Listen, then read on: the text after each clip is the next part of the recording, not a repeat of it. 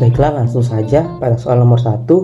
Soalnya yaitu jelaskan apa yang dimaksud dengan hakikat manusia. Nah, langsung saja.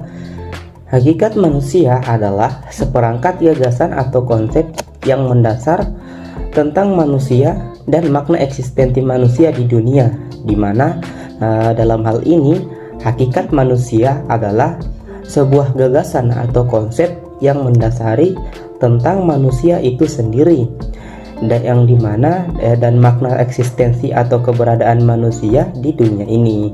Nah, sehubung dengan itu, pengertian hakikat manusia berkenaan dengan prinsip adanya atau principle d'être manusia. Nah, dengan kata lain, pengertian hakikat manusia adalah seperangkat gagasan tentang sesuatu yang olehnya manusia memiliki karakteristik khas yang memiliki sesuatu martabat khusus. Dalam hal ini Louis Leahy mengungkapkannya pada tahun 1985. Nah, yang dimana manusia merupakan makhluk bertanya yang mempunyai hasrat untuk mengetahui segala sesuatu, di mana atas dorongan hasrat ingin tahunya tersebut, manusia tidak hanya bertanya tentang berbagai hal yang ada di luar dirinya, tetapi juga bertanya tentang dirinya sendiri, yang mana dalam rentang ruang dan waktu manusia telah dan selalu berupaya agar mengetahui dirinya sendiri.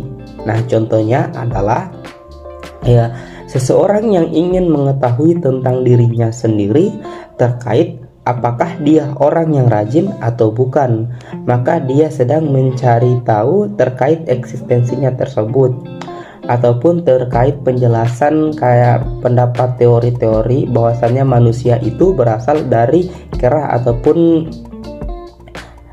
beberapa hal lainnya, di mana kita akan mencari tentang keberadaan kita, hakikat kita yang ada di dunia ini. Nah, kemudian pada soal kedua, yaitu yang jelaskan apa perbedaan kelompok dan kategori. Nah, langsung saja. Perbedaan kelompok dan kategori adalah kelompok adalah sekumpulan orang yang mempunyai tujuan bersama, yang berinteraksi satu dengan yang lain untuk mencapai tujuan bersama. Nah, mengenal satu dengan yang lain dan memandang mereka sebagai bagian dari kelompok tersebut.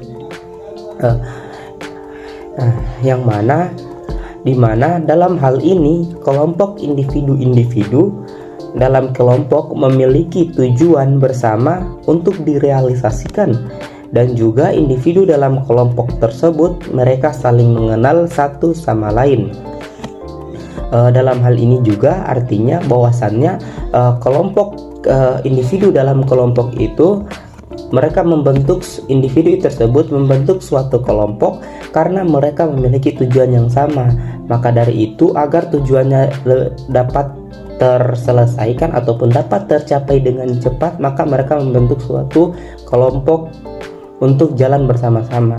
Nah, sedangkan kategori adalah teori yang menyatakan bahwa meskipun kehidupan masyarakat modern bersifat heterogen, yang dimana orang-orang yang memiliki sejumlah karakteristik yang sama akan memiliki kesamaan gaya hidup tradisional seperti umur, jenis kelamin, pendapatan, pendidikan, tempat tinggal, atau hubungan agama, yang dimana manusia mengkategorisasikan atau mengelompokkan orang atau dirinya sendiri, memberikan label berdasarkan agama, suku, profesi, merupakan contoh kecil dalam pengkategorisasian. Nah, kategorisasi berdasarkan pada proses kognitif dari perilaku kelompok yang merupakan hasil dari konteks mereka membangun diri dalam kelompok. Nah, hasil dari kategorisasi itu juga berupa prototipe anggota kelompok. Nah, kemudian soal yang ketiga yaitu jelaskan faktor-faktor yang berpotensi menggagalkan individu dalam mencapai tugas perkembangannya. Nah, baiklah, langsung saja.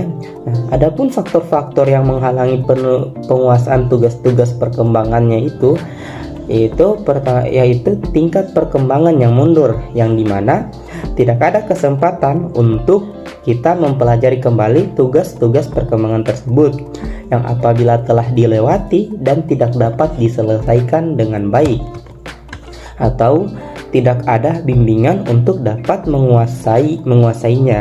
Nah, dalam hal ini tidak ada motivasi, kesehatan yang buruk, cacat tubuh, dan tingkat kecerdasan yang rendah. Nah, apabila individu pada awal masa dewasa tersebut tidak mampu menguasai salah satu saja dari tugas-tugas perkembangannya, kayak contohnya seperti memilih pasangan hidup, karena kondisi fisik yang mengalami kecacatan mungkin akan menimbulkan kecemasan pada dirinya dan lingkungannya. Dalam hal ini, tugas perkembangan dalam memiliki pasangan hidup, individu tersebut tidak dapat melaksanakannya atau memenuhinya, yang dimana manusia yang mengalami cacat tubuh akan menemui hambatan pada penguasaan tugas-tugas perkembangannya.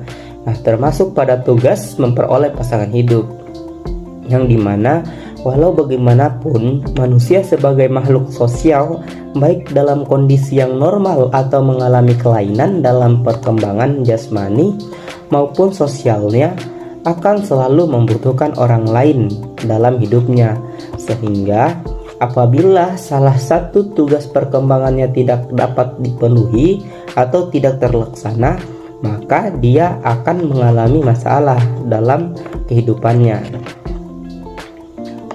Kemudian soal yang terakhir, yaitu jelaskan apa yang akan terjadi jika dalam diri individu dimensi sosialnya yang paling menonjol.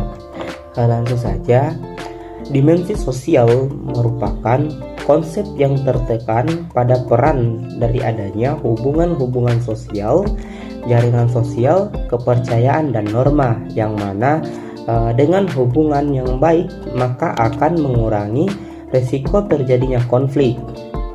Nah, di mana dimensi sosial ini melihat bagaimana bentuk sosialisasi, peran, dan fungsi seksualitas dalam kehidupan manusia, bagaimana cara-cara lingkungan sosial, dalam hal ini hukum keluarga dan teman sebaya, mempengaruhi pembentukan pandangan manusia terhadap seksualitas hingga akhirnya membentuk perilaku seksual manusia.